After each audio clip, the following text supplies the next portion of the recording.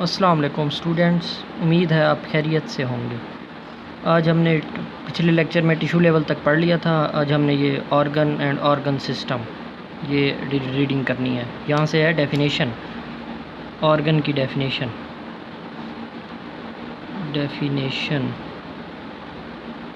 Organ की। ये असल में ये जो दो पैरे हैं ना, ये वाला पैरा और ये नीचे वाला ये वाला पैरा, ये दोनों ऑर्गन के बारे में बताए हुए हैं। ये जो बस आखिरी की दो लाइनें हैं ना, ये डेड लाइन, ये यहाँ से ऑर्गन सिस्टम मतलब है। ऑर्गन सिस्टम की इन्होंने इतनी ख़ास बात नहीं की, ऑर्गन के बारे में इतना सब कुछ बता दिया इन्होंने। ये यहाँ से ये दो पैरे ऑर्गन के हैं। यहाँ बेशक आप ऊपर बड़ा सारा लिख दें भाई ये ऑर्गन है, ये दो पैरे ऑर्गन हैं, ये सिर्फ ऑर्गन सिस्टम का यहाँ पे इन्होंने बताया हुआ है। अच्छा, फिर पहले डेफिनेशन शुरू हो रही है यहाँ से। Different tissues having related functions, मतलब मुख्तलिफ़ तरह के जो टिश्यूज़ होते हैं जो जिनका काम मिलता जुलता होता है, वो असेंबल होते हैं टुगेदर इन अ स्ट्रक्चर, और एक स्ट्रक्चर बनाते हैं to carry out its function. जो है ना, उसको बड़े अच्छे अंदाज से फिर वो कर सकते हैं, क्योंकि उनका रिलेटेड फंक्शन होता है। वो जब आपस में मिल जाते हैं तो फिर वो और अच्छे अंदाज में उस फंक्शन को परफॉर्म करते हैं। मैंने पिछले लेक्चर में ये बड़ी डिटेल से आपको समझाया था। पहले आप अगर आपने वो नहीं देखा लेक्चर, तो पहले वहाँ जाके वो देख लें, फिर ही आपको ये समझ आएगी। क्योंकि यहाँ अब मैं इतना नहीं समझाने वाला, हम जल्दी बार रीडिंग यहाँ मैंने करनी है, क्योंकि समझा चुका हूँ मैं पहले ही। Such structures are called organs, उनको हम ऑर्गन्स कहते हैं। And they are specialised to perform particular functions, और वो कहते हैं मतलब ये जो होते हैं ना ऑर्गन्स, ये फिर इनका जो है ना ख़ास फंक्शन होता है। हर ऑर्गन मतलब एक ख़ास फंक्शन परफॉर्म कर रहा होता है। यहाँ तक ये जो है ना डेफिनेशन है इसकी, यहाँ पे ख़त्म हो जाती है ऑर्गन की डेफिनेशन। मतलब है कि हार्ट हो गया, किडनीज़ हो गई, ये सारे ऑर्गन है ना, और हर कोई अपना अलग अलग फंक्शन परफॉर्म कर रहा है। ये इन्होंने यही बात, ये जो लाइन है ना, they are specialised to perform particular functions, वो ख़ास फंक्शन ही अपना अपना परफॉर्म करते हैं। एग्जांपल दे रहे हैं यहाँ से। अब फॉर एग्ज़ाम्पल हेडिंग आ जाएगी, फॉर एग्ज़ाम्पल यहाँ से वो ऑर्गन की एग्ज़ाम्पल दे रहा है, स्टमक की एग्ज़ाम्पल दे रहा है। स्टमक मैंने ये लेक्चर में अपने स्टमक बना के ख़ुद दिखाया था, और इसमें क्या क्या टिश्यूज़ होते हैं वो भी मैंने बताए थे आपको।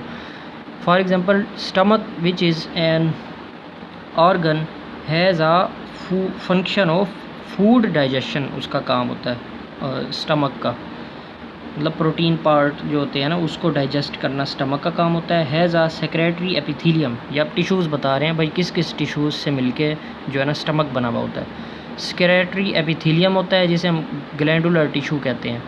मतलब हर वो टिश्यू जो सेक्रेटरी हो ना, जिसमें से मतलब कुछ ना कुछ सेक्रीट करे, वो ग्लैंडुलर टिश्यू ही उसे हम कहते हैं। इसलिए मैंने ये ऊपर ग्लैंडुलर टिश्यू लिखा हुआ है।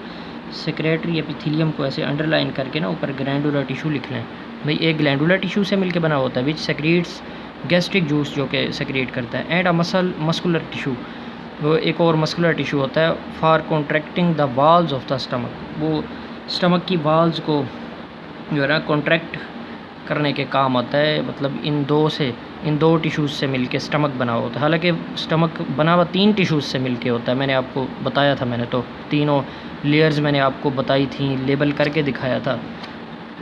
आप वही लेक्चर आपने देखा है तो वो आपको ज़्यादा याद आ गया होगा। अच्छा, यहाँ तक एग्ज़ाम्पल जो है ना ख़त्म हो जाती है। फॉर एग्ज़ाम्पल जो हमने हेडिंग दी थी, ये थोड़ा सा लाइट है, आपको पता नहीं नज़र आ रहा है या नहीं। बहरहाल ये फॉर एग्ज़ाम्पल लिखा हुआ है मैंने, ये फॉर एग्ज़ाम्पल की हेडिंग है। अच्छा, यहाँ तक and mixing the food with the enzymes thoroughly, और एंजाइम्स को ना मतलब फूड को एंजाइम्स के साथ, जो गैस्ट्रिक जूस में एंजाइम्स होते हैं उनके साथ मिक्स करता है।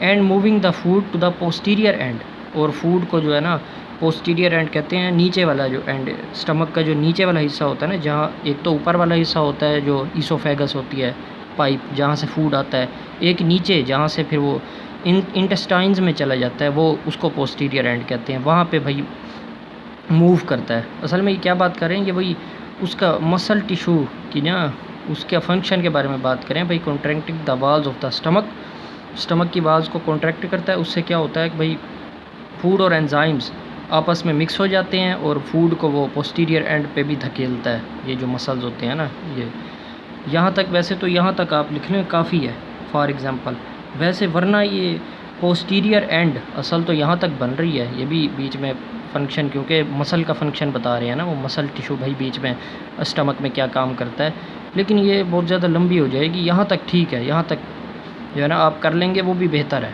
यहाँ से यहाँ तक डेफिनेशन लिख लेंगे और आप फॉर एग्ज़ाम्पल दे देंगे। उसके बाद ये सारा बाकी जो है ना, ये इतना इम्पोर्टेंट है नहीं। For the formation of organs also has a selective value, मतलब ऑर्गन्स जो बनते हैं ना वो एक ख़ास किस्म, ख़ास अंदाज से बनते हैं। सिलेक्टिव वैल्यू का ये मतलब है because this lead to an efficient accomplishment of their functions.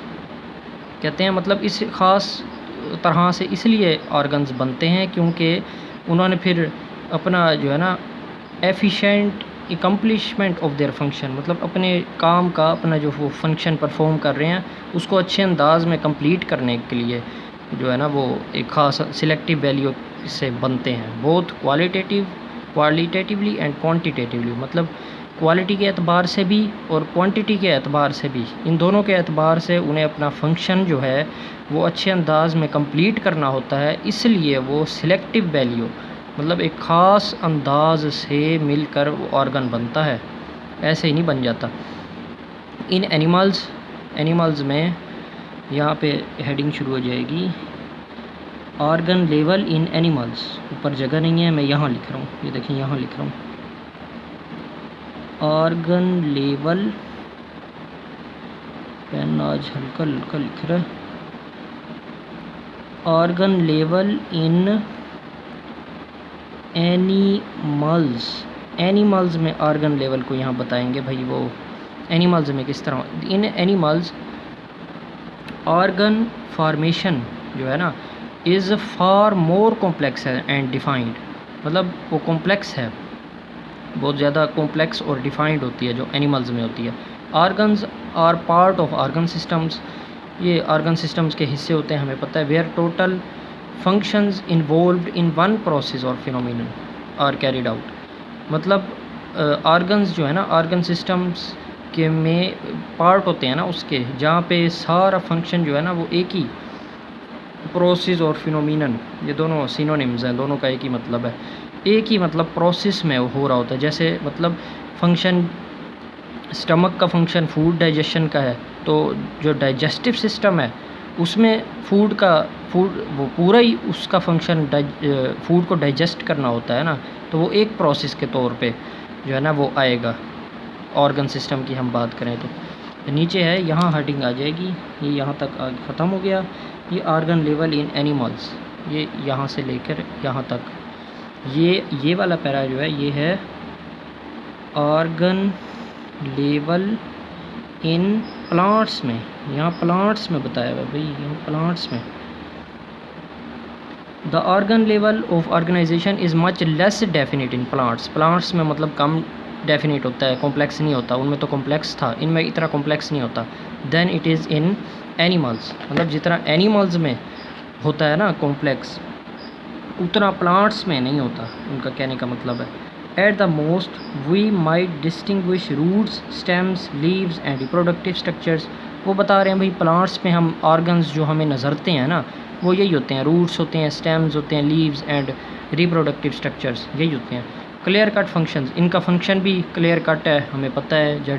The distinguishing features can be assigned to each of these structures, मतलब इन सब के ये जो स्ट्रक्चर बताए हैं ना root, stem, leaves, reproductive structures, ये सारे इनका फंक्शन भी वो कहते हैं हमें सब पता है, ये आगे भाई बताने लग रहे हैं भाई, उनको हम असाइंड वो आगे भाई बता रहे हैं हम। Roots are involve in anchoring the plant, roots का काम है भाई वो प्लांट को जो है ना एंकर करके, एंकरिंग मतलब है जो है ना सॉइल के साथ अटैच करके रखते हैं, उसे गिरने नहीं देते प्लांट को, उसके एंकरिंग का फंक्शन है। Storage of food and food storage का भी फंक्शन है रूट्स की फंक्शन की बात कर रहे हैं। प्रोक्यूरिंग वाटर एंड मिनरल्स, मतलब प्रोक्यूरिंग कहते हैं मतलब है कि गेन करना, इसको ऊपर लिख लें गेन, GAIN, गेन गेन करना मतलब वही जो रूट्स का ही फंक्शन है ना, ये वाटर भी वहीं से आता है, मिनरल्स भी रूट्स में से ही आते हैं और फिर पूरी जो है ना प्लांट की बॉडी को वो ऊपर तक सप्लाई होते हैं। शूट का फंक्शन वो बता रहे हैं, वो सपोर्ट्स द एंटायर प्लांट, पूरे प्लांट को मतलब वो सहारा देता है जो शूट होता है। वाइल द लीव्स का फंक्शन अब बता रहे हैं, are primary organs for food manufacture, वहाँ खुराक बनती है क्योंकि फोटोसिंथेसिस हो रही होती है ना। फ्लावर्स और other reproductive structures are involved in producing the next generation, वही फ्लावर्स क्योंकि रिप्रोडक्टिव स्ट्रक्चर्स होते हैं ना प्लांट्स में, ये वही इन्वॉल्व होते हैं आगे नेक्स्ट जनरेशन बढ़ाने में, ये उनका फंक्शन आ गया फ्लावर्स का। या ऑर्गन सिस्टम, ये देखें ऊपर वाले सारा ये ऑर्गन्स की बात कर रहे थे, आपने खुद नोट किया ऑर्गन्स की बात, ऑर्गन सिस्टम की तो इन्होंने इतनी खास बात ही नहीं की, ये 2 लाइनें लिख दी सिर्फ। The complexity of the organ systems of animals, मतलब एनिमल्स में जो ऑर्गन सिस्टम्स होता है उसकी जो कॉम्प्लेक्सिटी है, इज़ एसोसिएटेड, वो ताल्लुक़ रखती है with a far greater range of functions and activities, मतलब बहुत सारे उसमें फंक्शंस और एक्टिविटीज़ हो रहे होते हैं। Then is found in plants, मतलब प्लांट्स में अगर कंपेयर किया जाए ना तो एनिमल्स में जो उसकी कॉम्प्लेक्सिटी बहुत ज़्यादा होती है, फंक्शंस भी ज़्यादा परफॉर्म कर रहे होते हैं। जैसे डाइजेस्टिव सिस्टम को ही ले लें, कितने ज़्यादा उसमें जो है ना ऑर्गन्स कितने ज़्यादा इन्वॉल्व होते हैं, मतलब स्टमक होता है, पेंक्रियाज होता है, लिवर होता है, इंटेस्टाइन्स होती हैं, काफ़ी सारे। और प्लांट्स में देख लें तो ये तो प्लांट्स के मुकाबले में तो इनका एनिमल्स का बहुत ज़्यादा कॉम्प्लेक्स होता है ना, ये वही बात बताने की कोशिश कर रहे हैं। आगे हमारा अगला लेवल है इंडिविजुअल लेवल, ये भी पहले डेफिनेशन है, हेडिंग है डेफिनेशन की, ये इंडिविजुअल किसे कहते हैं ये उसकी definition. Various organs in plants, मतलब प्लांट्स में काफ़ी सारे मुख्तलिफ़ तरह के organs, and various organ systems in animals, और एनिमल्स में मुख्तलिफ़ तरह के ऑर्गन सिस्टम्स आर असेंबल्ड, ये कंबाइन होते हैं टुगेदर, मतलब टू फॉर्म एन इंडिविजुअल, फिर ये इंडिविजुअल बना देते हैं, द होल ऑर्गेनिज्म, मतलब पूरा ऑर्गेनिज्म बना देते हैं। यहाँ तक जो है ना ये डेफिनेशन है इसकी। उसके बाद है the whole organism has its individuality as far as its characteristics are concerned, मतलब है वही बात करना चाह रहे हैं भाई, जो ऑर्गेनिज्म होता है ना उसके अपनी ही खसूसियात होती हैं, अपनी इंडिविजुअलिटी और कैरेक्टरिस्टिक्स एक ही बात होती है, दोनों की सिनोनिम्स हैं। मतलब है एग्जांपल अगर मैं आपको दूं तो जैसे हम जो है ना हम भाई बहन हो गए, माँ बाप, हम सारे हैं तो इंसान, मतलब ह्यूमन बींग्स हैं, लेकिन हमारी कैरेक्टरिस्टिक्स हो गई, हमारी इंडिविजुअलिटी या कैरेक्टरिस्टिक्स हो गई, ये सारी मुख्तलिफ होती हैं हमारा आँखों का कलर, हमारे बालों का कलर, हमारी आदतें, ये मतलब है एक दूसरे से मुख्तलिफ होती हैं, यही बात करना चाह रहे हैं। It is different from other members of the same species in certain respects, वही बात दोबारा जो मैंने बताई है वही बात कह रहे हैं भाई, एक ही स्पीशी के जो दूसरे मेंबर्स होते हैं ना उनसे वो मुख्तलिफ होता है, जो होल ऑर्गेनिज्म होता है ना, कुछ कैरेक्टरिस्टिक्स होती हैं सर्टेन रिस्पेक्ट्स से, मतलब उनसे कुछ आदतें हो गई, खसूसियात हो गई, वो मुख्तलिफ होती हैं, हर इंडिविजुअल की, हर ऑर्गेनिज्म की अलग अलग होती हैं। The various functions, processes, activities of an organism are coordinated, यहाँ से ये आ गई, यहाँ से हेडिंग आ गई कोऑर्डिनेशन की, कोऑर्डिनेशन। पेन आज बहुत ज़्यादा मतलब लाइट लिख रहा है, या आप समझ जाएं, ज़रा गौर कर लें। कोऑर्डिनेशन की मैंने हेडिंग दी है, कोऑर्डिनेशन यहाँ से शुरू हो रहा है, मतलब वो ये जो वही हमारे अंदर होते हैं ना मुख्तलिफ जो ऑर्गन सिस्टम्स होते हैं, ये आपस में कोऑर्डिनेटेड होते हैं, हालांकि ये अलग अलग ऑर्गन सिस्टम्स होते हैं, मतलब यूरिनरी सिस्टम एक अलग है, डाइजेस्टिव सिस्टम एक अलग है, रिप्रोडक्टिव सिस्टम अलग है, लेकिन आपस में कोऑर्डिनेशन होती है इनकी, ये वही बात बताना चाह रहे हैं। In an animal all the systems work in coordination, मतलब एनिमल्स में बात कर रहे हैं भाई, सारे जो फंक्शन सिस्टम्स, यहाँ वही ऑर्गन सिस्टम्स की बात हो रही है, बेशक आप सिस्टम्स के ऊपर अंडरलाइन करके लिख लें, ऑर्गन सिस्टम की बात हो रही है, ऑर्गन सिस्टम। वो कह रहे हैं तमाम ऑर्गन सिस्टम जो है ना वो कोऑर्डिनेशन के साथ विद ईच अदर, मतलब एक दूसरे से कोऑर्डिनेशन के साथ काम कर रहे होते हैं। ये एग्जांपल भी दे रहा है आगे देखें। फॉर इंस्टेंस, मैंने ये लेक्चर भी दिया था, बड़े अच्छे अंदाज में आपको समझाया था।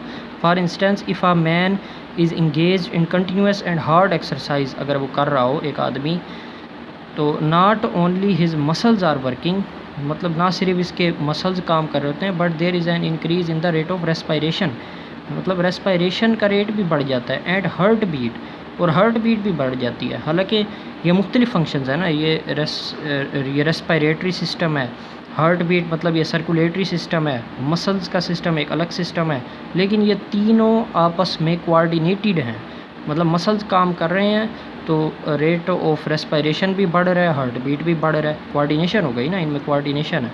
और ऐसा क्यों होता है, ये मतलब रेस्पायरेटरी रेट ये भी बढ़ रहा है और हार्ट बीट क्यों बढ़ती है, ये आगे वजह बता रहे हैं। To supply the muscles with increased oxygen and food, क्योंकि वो मुसलसल काम कर रहे हैं ना मसल्स, तो उन्हें ऑक्सीजन भी चाहिए, उन्हें खुराक भी चाहिए, इसलिए रेस्पायरेटरी रेट बढ़ जाता है। उससे ये है कि ऑक्सीजन हमारे ब्लड में जो है ज़्यादा मिकदार में आने लग जाती है, और फूड जो है ना हमारा हार्ट बीट बढ़ने की वजह से वो प्रेशर क्योंकि ब्लड का बढ़ जाता है, उससे फूड भी हमारे मसल्स को जल्दी पहुंचने लग जाती है, इसलिए ये जो है ना रेस्पायरेटरी रेट और हार्ट बीट बढ़ जाती है। Which they need for continuous exercise, वही मतलब मसल्स कंटिन्यूस एक्सरसाइज कर रहे हैं ना, उनको ऑक्सीजन की ज़रूरत भी और फूड की भी ज़रूरत पड़ रही होती है। In animals the coordination is achieved by means of nervous system and endocrine system. कहते हैं एनिमल्स में कोऑर्डिनेशन जो है ना वो नर्वस सिस्टम और एंडोक्राइन सिस्टम की, इन दो सिस्टम्स हैं, ये इन दो सिस्टम्स की वजह से हो रही होती है। एंडोक्राइन सिस्टम कहते हैं असल में हार्मोनल सिस्टम, इसके ऊपर अंडरलाइन करके लिख लें, हार्मोनल सिस्टम मतलब हार्मोन्स के ज़रिए। और नर्वस सिस्टम ये तो आप भी थोड़ा बहुत पता ही है आपको, हमारे अंदर नर्व्स का पूरा जाल बिछा हुआ है, बहुत बड़ा, हर कोने कोने में नर्व्स फैली हुई हैं। ये कोऑर्डिनेशन में ये इन दो का नर्वस सिस्टम और एंडोक्राइन सिस्टम, यही इनकी वजह से कोऑर्डिनेशन होती है। और प्लांट्स में बात करें तो वेयर इज़ इन प्लांट्स में कोऑर्डिनेशन कैसे होती है, only long term regulation of activities is brought about by hormones, मतलब उनमें सिर्फ हार्मोन्स के ज़रिए कोऑर्डिनेशन होती है। ये यहाँ तक ख़त्म हो गई कोऑर्डिनेशन, जो हमने हेडिंग दी थी ना, ये कोऑर्डिनेशन यहाँ से शुरू हो रही है, द वेरियस फंक्शन, ये यहाँ तक अब ख़त्म हो गई। प्लांट्स में मतलब नर्वस सिस्टम नहीं होता उनमें, क्योंकि ऐसा साथ नहीं होते ना, वो ना फील कर सकते हैं। नर्वस सिस्टम का ये भी फील, जिसमें नर्वस सिस्टम होता है ना, वो फील कर सकता है चीज़ों को, जो टच करेगा तो फील होगा। प्लांट्स में तो नहीं होता ना ऐसे, उनमें सिर्फ हार्मोन्स के ज़रिए कोऑर्डिनेशन हो रही होती है, नर्वस सिस्टम उनमें एग्जिस्ट ही नहीं करता। जैसे नीचे एक छोटी सी लाइन है पड़ी, organism works as a whole and it interacts and respond to the environmental changes as a whole. ये बात हमें पता है भाई, ऑर्गेनिज्म वो कहते हैं वर्क करता है और अपने इन्वायरमेंट के साथ जो इन्वायरमेंट में चेंजेस आती हैं ना उनको रिस्पोंड करता है, ये हमें बात पता है, ये बता रहे हैं। पॉपुलेशन, ये यहाँ डेफिनेशन, ये अगला लेवल पॉपुलेशन आ गया, इसकी भी डेफिनेशन है, पहले हेडिंग दे दें, पहले डेफिनेशन की। ये definition, a population is a group of living organisms of the same species, मतलब एक ही स्पीशीज़ के लिविंग ऑर्गेनिजम्स, उनके ग्रुप को हम पॉपुलेशन कहते हैं। Located in the same place, जो एक ही जगह पर रह रहे हों, एट द सेम टाइम, और टाइम भी जो हम पॉपुलेशन बता रहे होंगे ना, जब टाइम भी उसका हमें पता हो, फिक्स हो। यहाँ तक ये आ गई इसकी डेफिनेशन। यहाँ से आगे है एग्जाम्पल, पॉपुलेशन की एग्जाम्पल। फॉर एग्जाम्पल, ये हेडिंग दे दें आप, फॉर एग्जाम्पल। एग्जाम्पल वो दे रहे हैं, मतलब द नंबर ऑफ रैट्स की तादाद, वो एक ही स्पीशीज़ है ना रैट्स की बात करेंगे हम सिर्फ। The number of rats in a field, ये उनकी लोकेशन आ गई, located in the same place उन्होंने कहा है ना, तो ये इन अ फील्ड आ गई। ऑफ राइस, मतलब चावलों की फील्ड में हम रैट्स की पॉपुलेशन की बात कर रहे हैं, लेकिन एट द सेम टाइम भी तो यहाँ बताना है ना, बुक में यहाँ टाइम नहीं बताया हुआ, इसलिए आप यूँ लिख लें।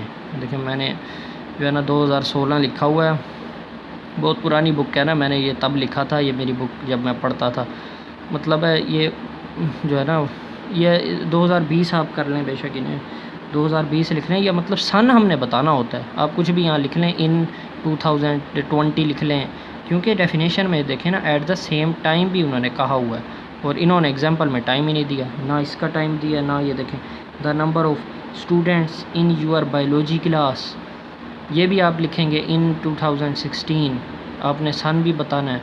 Human population in a city in 2016, ये साथ साथ आप सन भी बताएंगे तभी एग्जांपल इसकी कंप्लीट होती है। ये बुक में इन्होंने नहीं दी हुई है, यानी बुक वालों की गलती है।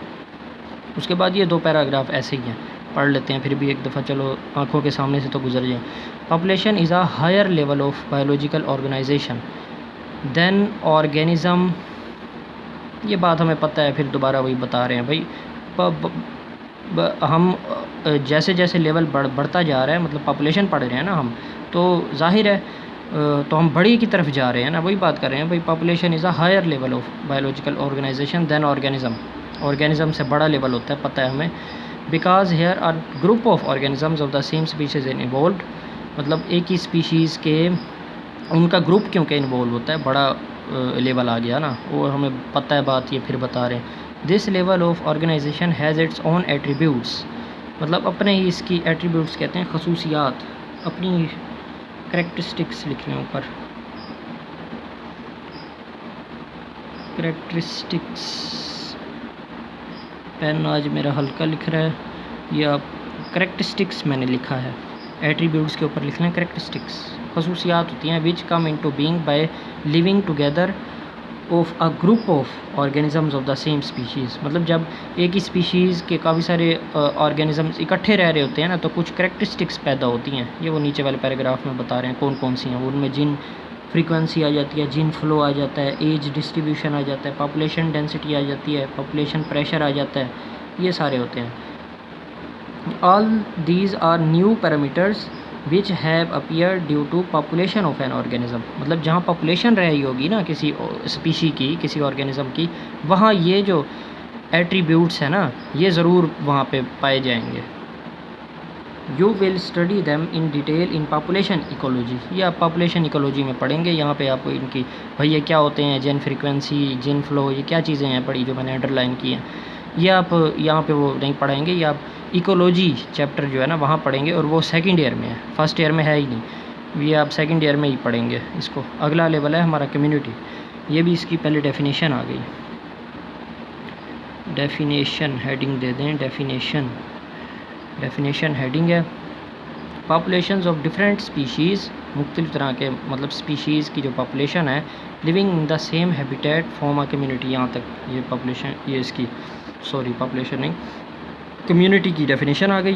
Communities are dynamic collections of organisms, organisms का कलेक्शन होता है, मतलब बहुत सारे ऑर्गेनिज़म्स की जो स्पीशीज़, मुख्तलिफ स्पीशीज़ होती हैं, उनको हम कम्युनिटीज़ कहते हैं ना, वो ये की बात कर रहे हैं। In which one population may increase, एक पॉपुलेशन मतलब बढ़ सकती है, and others may decrease due to fluctuation in abiotic factors. Abiotic factors कहते हैं हम नॉन लिविंग फैक्टर्स, ऊपर इसके लिख लें, non living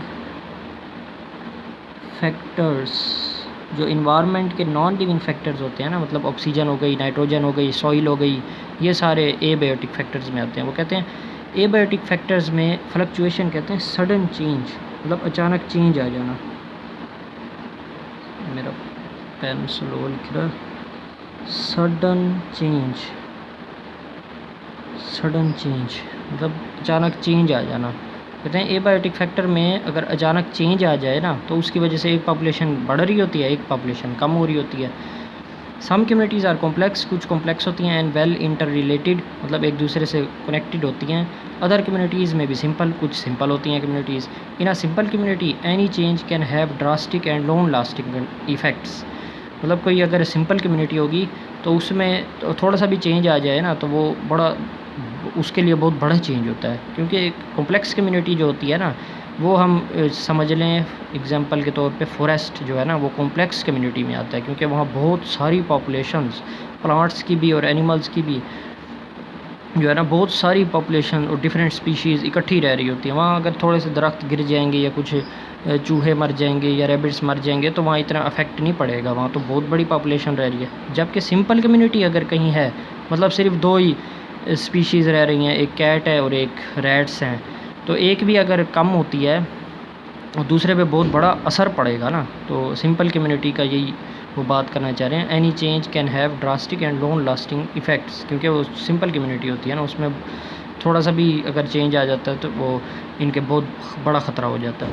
the four going account makes it clear, मतलब जो ऊपर कहते हैं हमने पढ़ चुके हैं ना, ये सारा जो हमने लेवल पढ़े हैं इनसे क्लियर, इससे पता लगता है भाई that an organism can be studied at different levels of organization, मतलब ऑर्गेनाइजेशन उनको डिफरेंट लेवल पे हम स्टडी कर सकते हैं, जैसे सब एटॉमिक मॉलिक्यूलर लेवल हो गया, micro molecule, organelle, cell, tissue, ये सारा उन्होंने वही बात दोबारा छेड़ दिया। We can also look at it as an individual level की बात कर रहे हैं, फिर पॉपुलेशन की बात कर रहे हैं, कम्युनिटी की बात कर रहे हैं, community, other populations and a part of community of an ecosystem की बात करें। ये लेवल वही जैसे जैसे हमने पढ़ा है ना लेवल, उसी हिसाब से इन्होंने लिखा हुआ है, ये वही दोबारा बताने लग गए हैं हमें। Which includes abiotic and as well as living organisms. ये इकोसिस्टम डेफिनेशन भी है भाई इसमें। इकोसिस्टम उसको कहते हैं जहाँ हम जो है ना एबायोटिक और बायोटिक फैक्टर्स, मतलब नॉन लिविंग और लिविंग फैक्टर्स जो इन्वायरमेंट में होते हैं ना, दोनों को हम स्टडी करें तो वो इकोसिस्टम में आ जाता है, और वो कम्युनिटी से बड़ा लेवल है। ये जो हमने कम्युनिटी पढ़ी है ना, ये कम्युनिटी की बात लिखा है, ये देखो इन्होंने include other populations and a part of community of an ecosystem. ये इकोसिस्टम के बाद फिर ये बायोस्फीयर आता है। अब इसको पढ़ लेते हैं हम। लिविंग वर्ल्ड इन स्पेस, यहाँ आप स्लैश डाल के बायोस्फीयर लिख लें, ये बायोस्फीयर भी इसे कहते हैं। ये यहाँ से बायोस्फीयर की डेफिनेशन शुरू हो रही है। Living world of today is enormous in size, मतलब साइज़ में बहुत बड़ा है। डेफिनेशन की हेडिंग तो दे दें, डेफिनेशन की हेडिंग दे दें, ये बायोस्फीयर की डेफिनेशन, मतलब साइज़ में बहुत ज़्यादा बड़ा है आज का जो दुनिया है ना, जो लिविंग वर्ल्ड है, मतलब काफ़ी सारे, आखिर पॉपुलेशन बहुत ज़्यादा बढ़ चुकी है ना, नंबर ऑफ़ इंडिविजुअल्स जो है ना लगातार बढ़ रहे हैं, क्योंकि आबादी बढ़ रही है, तो लिविंग्स तो पूरा जो हमारा अर्थ है ना तकरीबन वो सारी लिविंग से भरी हुई है। इट हैज़ बीन प्रोड्यूसिंग, वही बढ़ रहे हैं, evolving since the time of its origin on this planet, जब से वो इस प्लानट पे आए हैं तब से ही वो तादाद में उनका इजाफा होता जा रहा है। Today almost all parts of the world abounds in living organism, मतलब वही बात कर रहे हैं कि भाई तकरीबन दुनिया का ये जो अर्थ है इसका तकरीबन सारे तमाम हिस्से जो है ना वो लिविंग से भरे हुए हैं, हर जगह लिविंग्स हैं। ये देखें यहाँ तक डेफिनेशन है इसकी। आगे आप लिख लेंगे दिस इज़ कॉल्ड बायोस्फीयर। ये आप ये थोड़ा सा इजाफा कर लेंगे आप, यहाँ तक लिख के ना लिविंग ऑर्गेनिज्म तक लिख के दिस इज़ कॉल्ड बायोस्फीयर, ये बायोस्फीयर की डेफिनेशन बन जाएगी। मतलब बायोस्फीयर उसी को कहते हैं ना जो दुनिया का वो हिस्सा जहाँ पे लिविंग्स रह रहे हों, वही बात इन्होंने की है। तो यहाँ आप दिस इज़ कॉल्ड बायोस्फीयर लिख देंगे। The distribution of organism in space can be studied through biomes, कुछ बायोम्स बनाए हुए हैं, उनसे हम ऑर्गेनिज़म्स, भाई कौन ऑर्गेनिज़म दुनिया के अर्थ के किस किस हिस्से में रहता है उसको हम स्टडी करते हैं। बायोम्स बनाए हुए हैं कुछ। ये बायोम, यहाँ पे बायोम की हेडिंग आ जाएगी, ये बायोम की डेफिनेशन बायोम बता रहे हैं, ये मैंने बताया था आपको। A biome is a large regional community primarily determined by climate. Climate कहते हैं वही आबो हवा को जहन में रख के ना हम कुछ बायोम बनाते हैं, वही अर्थ के हिस्से किए हुए हैं।